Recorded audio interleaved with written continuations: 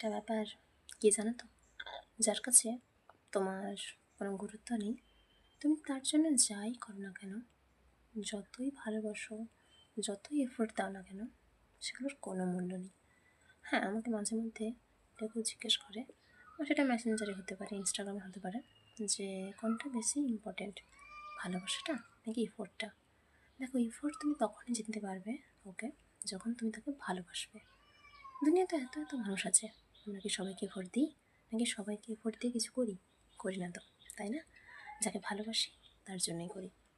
এমন হতে পারে যে কেউ কাউকে ভালোবেসে তার শেষ সম্বলটুকু দিয়েও কিছু করার চেষ্টা করে, তাকে খুশি করতে চায়।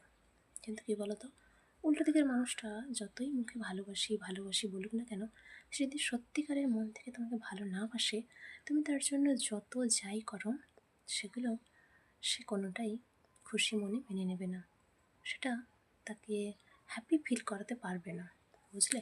দিন শেষে তুমি তার জন্য অনেক কিছু করলে তার কাছে মনে হবে কিচ্ছু করোনি।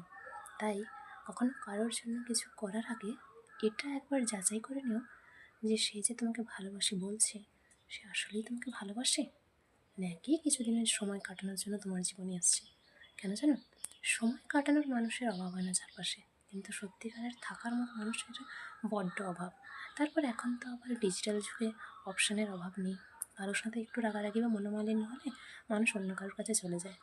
তো এসবের দিনে এফোর্ট দেওয়ার আগে একটু ঠান্ডা মাথায় ভেবে দেখো, যার জন্য তুমি অনেক কষ্ট করছো, অনেক খাটছো, কিংবা অনেক কিছু কী বলা যায় কিনে তাকে দিচ্ছ, সেটা হতে পারে যে বিশাল বড় দামি জিনিস নয়, কিন্তু তবুও তুমি তাকে দিচ্ছ।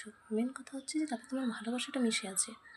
সে ওসবের কোনো গুরুত্ব দেবে না যদি না সে তোমায় ভালোবাসে, বুঝলে?